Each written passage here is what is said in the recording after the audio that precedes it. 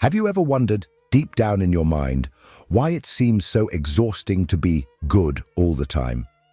Have you ever felt that something is wrong with living in a constant attempt to please, to be blameless, to never make mistakes?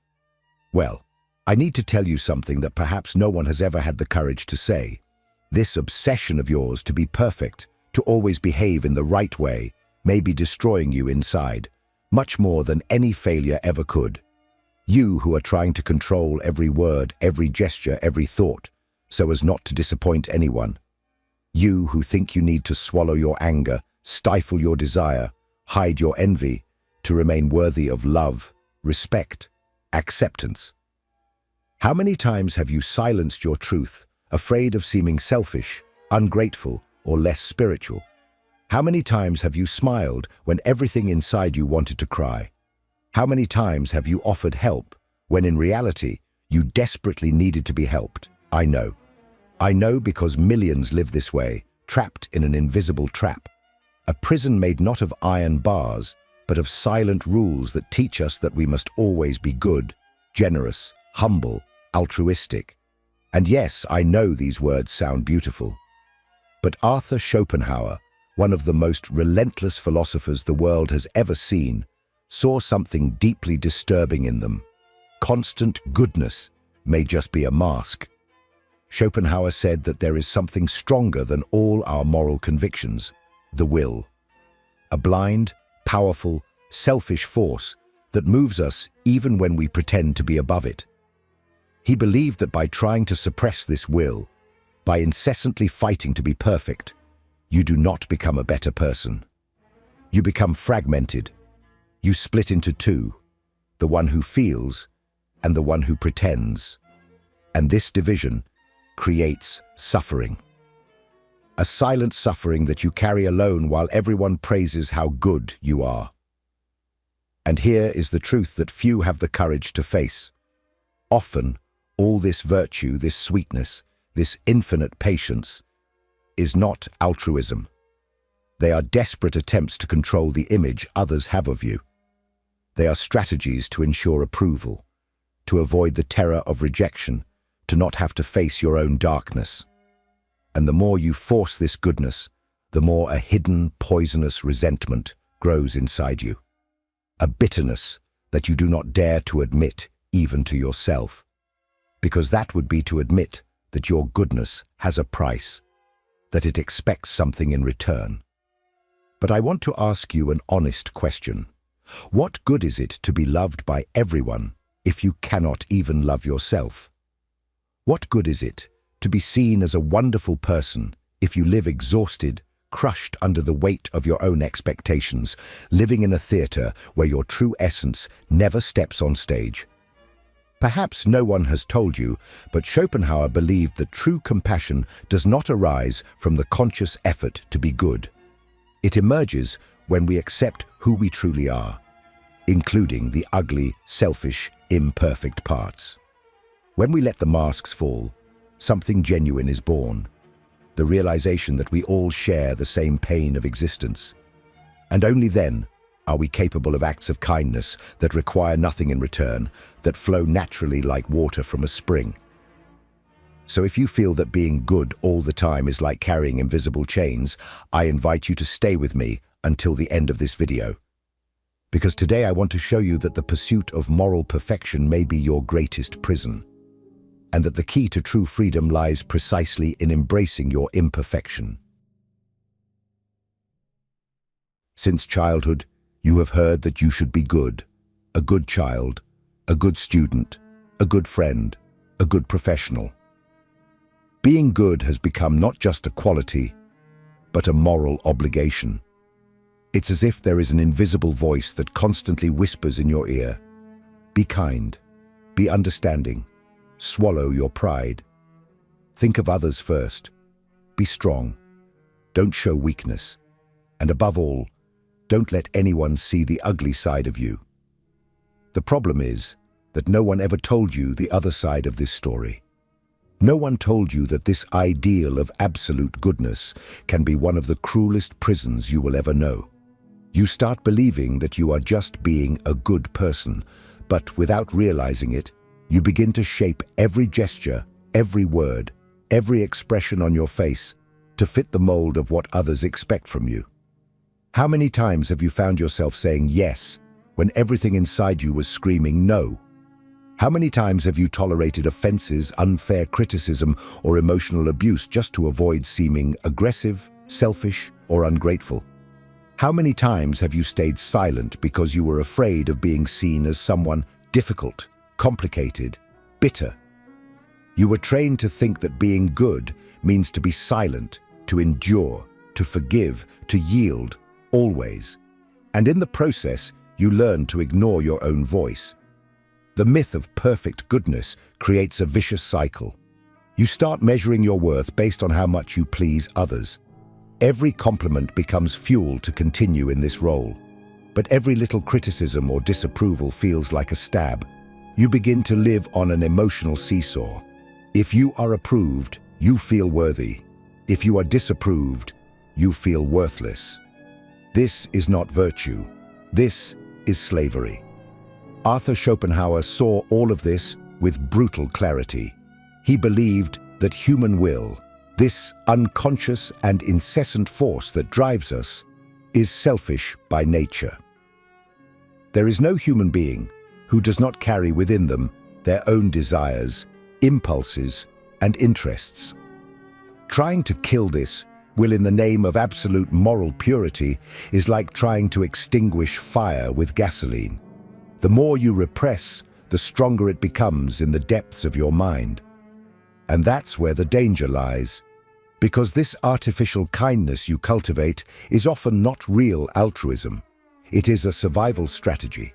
It is your way of avoiding rejection. It is your method of keeping people close, of maintaining control over the image they have of you. It is, at its core, a currency of exchange. You give kindness, expecting acceptance. You offer patience, expecting love. You swallow anger, expecting respect.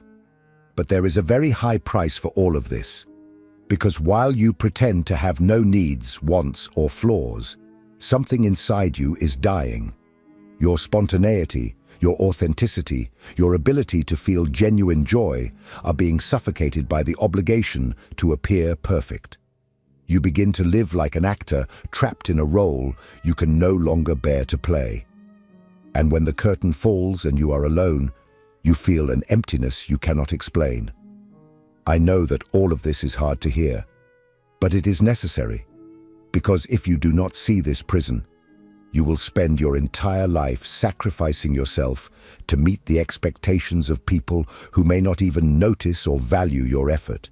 You will continue to smile while bleeding inside, just to maintain the illusion of being the good person everyone expects.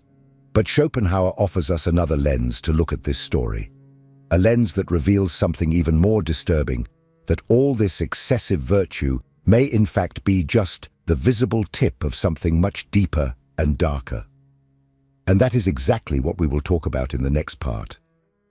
If this content is making sense to you, click the subscribe button and subscribe to the channel. Thank you for your support.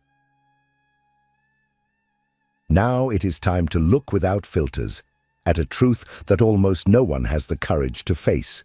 You are not good all the time. No one is. And that's okay.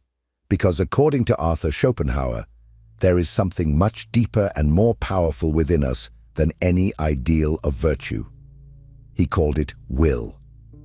A blind, relentless force that moves us without asking for permission. Schopenhauer believed that this will is the essence of everything that exists, not only in human beings, but in all of nature. It is what makes the lion hunt, the tree grow towards the sun, the sea devour the stones of the coast. It is what makes you desire, want, feel hunger, thirst, lust, ambition. It is this force, raw and indifferent to morality, that is at the center of our existence. And here is the point that destroys any romantic illusion about human goodness. Schopenhauer said that will is, by nature, selfish. It does not care about moral rules, good manners, or purity of character. It only wants to satisfy its own impulses. Even when it seems that we are being altruistic, we are often just seeking deep down some personal benefit, whether it be recognition, gratitude, love, or simply the feeling of being good. Think with me. How many times have you done something supposedly good, but deep down were hoping for a thank you, a compliment, or even an emotional debt that the other person would owe you? How many times has your kindness not come accompanied, even if unconsciously, by a desire to be seen, admired, or loved? Schopenhauer would say, almost always. This does not mean that you are a bad person. It only means that you are human, and that within you exist forces that cannot simply be extinguished just because society says they are ugly or shameful. The great mistake, according to Schopenhauer, is to think that we can completely suppress this selfish will through rigid moral behavior. Because the more you repress it, the more it finds underground ways to express itself. Do you think you are being virtuous by swallowing your anger? Maybe. But sometimes you are just planting the seeds of resentment that one day will explode in the form of sarcasm, coldness, passive-aggressive attacks, or even psychosomatic illnesses. This will does not disappear just because you pretend it does not exist. It hides. And it is precisely when it is hidden that it becomes more dangerous, because you start to act automatically without realizing that your choices, your generosity, even your kindness may be contaminated by selfish desires that you refuse to acknowledge.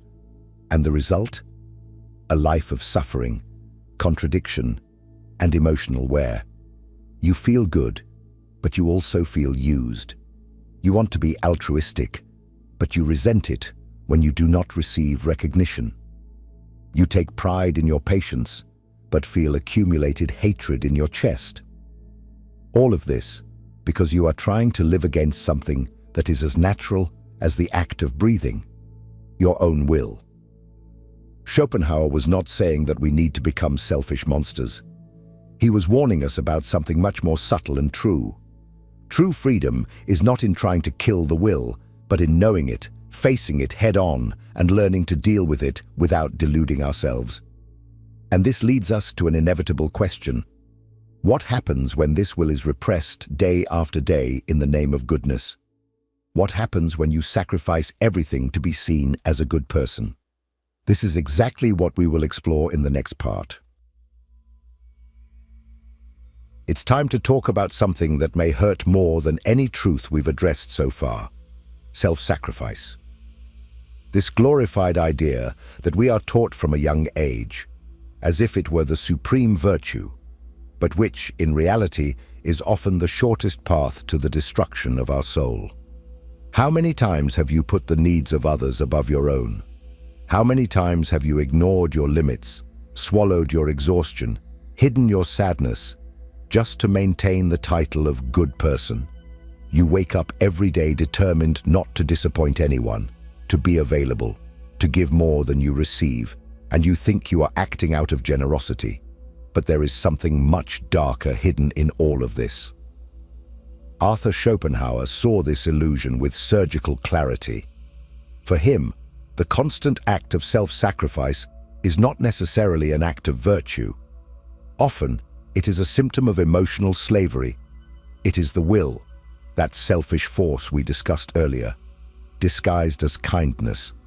Because you see, when you sacrifice yourself all the time, you are almost always expecting something in return, even if you don't admit it to yourself. It could be gratitude, it could be recognition, it could simply be the feeling of maintaining control over how others see you. The problem is that this payment almost never comes, and when it doesn't come, something corrosive is born inside you: resentment. Schopenhauer spoke of this resentment as one of the most destructive forces of the human psyche, because it is silent, disguised, treacherous. You keep smiling, keep helping, keep being kind. But inside, you are accumulating hurt. You are collecting small emotional bills that are never paid, and every thank you that doesn't come, every indifferent glance, every ingratitude becomes a nail in the coffin of your authenticity. You know that person who seems to be the most generous in the world, but who, at some point, explodes with anger or withdraws without explanation. That person who says with a trembling voice, "I do everything for you and no one appreciates me." Well, that's the trap of self-sacrifice. You spend so much time ignoring your own limits that, when the pressure finally becomes unbearable, the explosion comes and usually destroys relationships, reputations, and most importantly, your inner peace. And there's more. Schopenhauer warned us that this excessive virtue not only creates resentment, but also makes us emotionally manipulable. People who live in self-sacrifice become easy prey for those who know how to exploit others' guilt. You become that person who can't say no, who carries the weight of others' problems, who absorbs guilt that isn't yours. And little by little, you start to disappear. You cease to exist as an individual and begin to exist only as the function you perform in the lives of others. And here lies the cruelest point. Society admires and glorifies self-sacrifice. People say you are wonderful, altruistic, a model of generosity. But none of these people will be there when you are crying in the dark, exhausted, wondering why no one cares about you in the same way. Schopenhauer would say, there is no freedom in compulsive virtue, because it is just another way for the will to exert its dominance over you, this time using the mask of morality. You think you are acting for the good, but in reality, you are obeying impulses you do not understand. And the more you sacrifice yourself, the further you distance yourself from who you are. It's hard, I know, but it is necessary to open your eyes to this vicious cycle. Because if you do not see the price of self-sacrifice, you will remain trapped in it until the end of your days. And if you're wondering, so is every virtue false? Stay with me, because in the next part, we will talk about something even more unsettling. Maybe you are there, listening to me, thinking, okay, I understand that living in constant sacrifice is harmful, but I still believe that being good is noble, that cultivating virtue is the right thing to do. And I understand you, because the idea of goodness is beautiful, it is inspiring. But there is a brutal truth that almost no one has the courage to say out loud. Virtue can be used as an extremely sophisticated form of manipulation. Yes, manipulation. And I know that this word sounds dirty, offensive. But if you have the courage to look deep, you will realize that it is not uncommon for our supposed goodness to be laden with hidden intentions. Think with me. How many times have you been kind, not because you really wanted to, but because you knew it would create an emotional debt in the other person? How many times have you offered help, not out of pure generosity, but so that the other person would feel obliged to like you, to protect you, or not to abandon you? How many times have you stayed silent to keep the peace, but deep down hoped to be seen as someone mature, evolved, superior? Schopenhauer would say that all of this is disguised will, that same blind, selfish force that drives us, but now dressed in the elegant clothes of morality. And that is precisely what makes moral manipulation so dangerous, because it is almost invisible even to those who practice it. It is frightening to realize how often we use virtue as a bargaining chip. You are helpful to gain affection. You are patient to not lose your place in the group. You stay silent to avoid being excluded. And when these things don't happen, when you give and don't receive, resentment is born, silent, poisonous, corroding your soul from the inside out. Schopenhauer saw this as a human tragedy, because for him, the more we strive to appear virtuous, the more we risk distancing ourselves from what is genuine in us. True virtue, according to him, does not arise from conscious effort or calculation. It springs forth spontaneously when we recognize something essential, that all living beings share the same existential suffering. But when virtue becomes theater, it ceases to be compassion and transforms into a mechanism of control. You begin to expect the world to operate according to the rules of your sacrifice. You start to demand a return, even if you never ask openly. And goodness becomes emotional blackmail. A classic example? The Good Samaritan who does everything for others but keeps repeating, "After all I've done for you." This phrase is living proof that goodness, in this case, is not selfless. It is an investment, waiting for emotional dividends. And when those dividends do not come, it turns into frustration, hurt, even anger.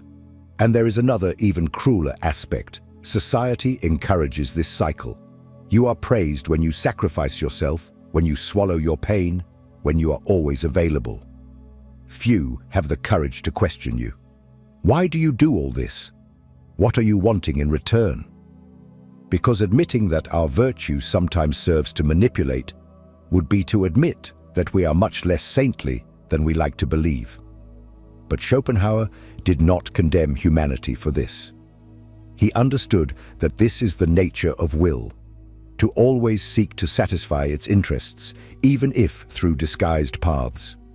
What he proposes to us is not to abandon goodness, but to see clearly the true motivations behind it.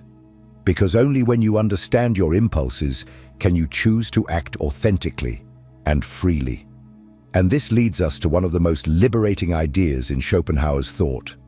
True compassion does not arise from effort, nor from moralism. It emerges when we stop pretending and begin to see the pain of others as an extension of our own. And that is what we will talk about in the next part. If what you're hearing resonates with you, you'll find real value in my ebooks. Beyond the Shadow breaks down Jung's core ideas, while Dialogues with the Unconscious gives you a 30-day path to apply them in your life. Both are linked in the pinned comment. We have now reached the point that separates, like an abyss, superficial morality from the brutal depth of Arthur Schopenhauer's thought, true compassion. Throughout his life, Schopenhauer observed human hypocrisy with merciless eyes. He clearly saw how, behind virtuous appearances, selfish desires, wills to power, and needs for validation are hidden. Yet, despite this almost cruel gaze, he did believe that there is something genuinely pure in human beings, something that does not arise from fear, moral obligation, or the desire for applause. And that something is true compassion. But beware, the compassion Schopenhauer speaks of has nothing to do with the superficial and sentimental version that society tends to display, full of beautiful phrases and emotional hashtags.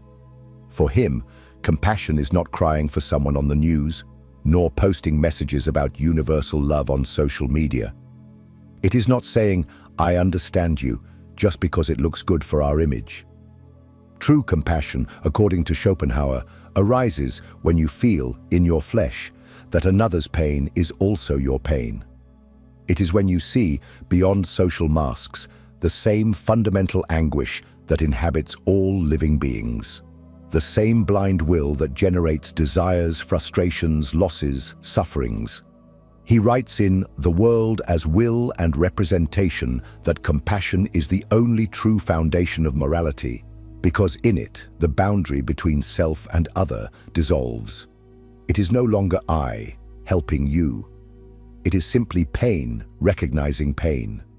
It is life in a brief spark of lucidity, seeing itself in the other. Does it seem poetic? It is. But it is also profoundly practical, because when you begin to feel this real compassion, something transformative happens. You stop trying to appear good. You no longer need to force gestures of charity or live in the theater of moral perfection. Kindness begins to flow naturally, without calculation, without expectation of return. You help because you cannot do otherwise. You alleviate another's pain because you feel it is your own pain. And it is here that liberation lies. Because this spontaneous compassion destroys the illusion that morality is a rigid set of rules. It frees you from the anxiety of pleasing, the constant fear of failing, the exhaustion of living to maintain an immaculate image. You begin to realize that to act with true kindness, you do not need to deny who you are. You do not need to amputate your desires, your wills, or pretend that there is no darkness within you. On the contrary, it is precisely when you acknowledge your own darkness that you can look at others without judgment. You understand that no one is only virtue or only vice. That every human being, no matter how detestable they may seem, also carries fear, loneliness, and a desire to be accepted. And this generates not only compassion, but something even rarer: tolerance. Schopenhauer tells us, in other words, that true kindness only arises when you accept the simplest and most painful truth of all: you are also imperfect. And paradoxically, it is this imperfection that makes you someone capable of feeling real empathy. So, the issue is not to suppress your will or force yourself to be perfect. The issue is to learn to recognize your own selfish impulses without shame, without denial, and still choose to act with humanity.